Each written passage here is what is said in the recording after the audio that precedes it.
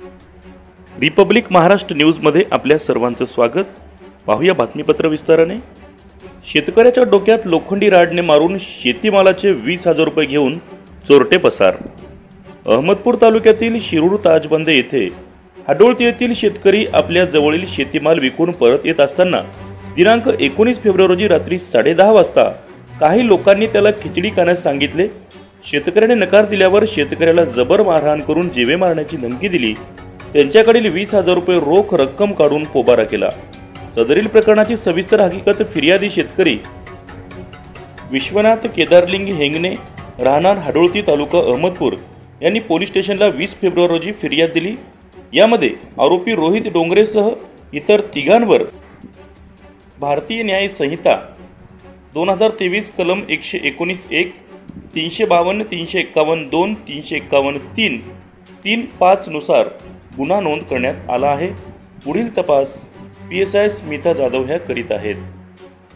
सदरील घडलेल्या घटनेबाबत स्वतः शेतकऱ्याने आपल्या न्यूजला सदरील माहिती दिली आहे। पाहूया एक्सक्लुसिव्ह रिपोर्ट। मी विश्वनाथ हेंगणे राहणार हाडोळती येथील रहिवासी असून मी माझ्या शेतातील कांदा हा नांदेड येथील बाजारपेठेत विक्रीसाठी 19 तारखेला घेऊन गेलो होतो। रात्री मी नांदेडहून शिरूर ताजबंद येथील बसस्थानकात उतरून मी गावाकडे जाण्यासाठी शिरूर मुखेड रोडवरील थांब्यावरती थांबून मी गावाकडे जाण्यासाठी गाडीची वाट पाहत होतो। त्यावेळी शिवाजी चौकात असलेल्या 10 ते 12 जणांपैकी 4 ते 5 जणांनी माझ्याकडे येऊन "तू खिचडी खातोस का?" असा प्रश्न केला। त्यावेळी मी त्याला म्हणालो, "भाऊ, मी जेवण करून आलेला आहे, मला खिचडी खाण्याची अपेक्षा नाही" असे म्हणले असता त्याने मला शिवीगाळ करून माझ्या गच्चीला धरून मारहाण करू लागला। त्यावेळी मी त्यास प्रतिकार केला असता त्यातील एकाने मला लोखंडी रॉडने माझ्या डोसक्यात मारून रक्तबंबाळ केले।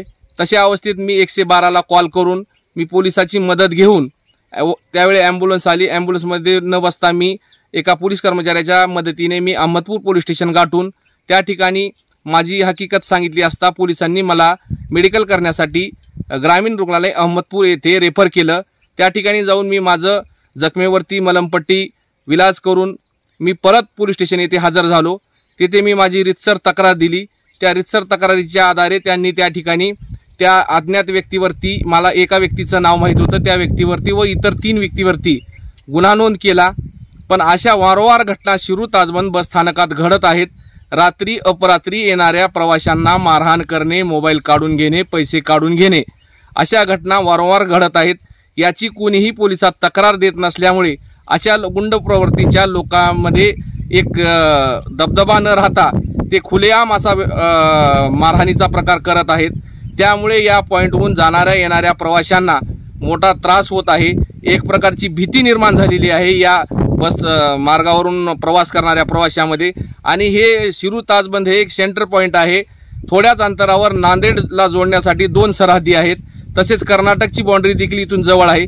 त्यामुळे या ठिकाणी लांब पल्ल्याच्या बसेस व जास्त लांब पल्ल्याच्या बसेस या ठिकाणी या बसस्थानकावरती येतात।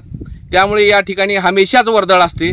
त्यामुळे ही एक प्रकारची जी भीती आहे प्रवाशांमध्ये ही दूर करावी अशी माझी इच्छा आहे। त्यांनी माझ्यावर पण प्राणघातक हल्ला केलेला आहे रात्री।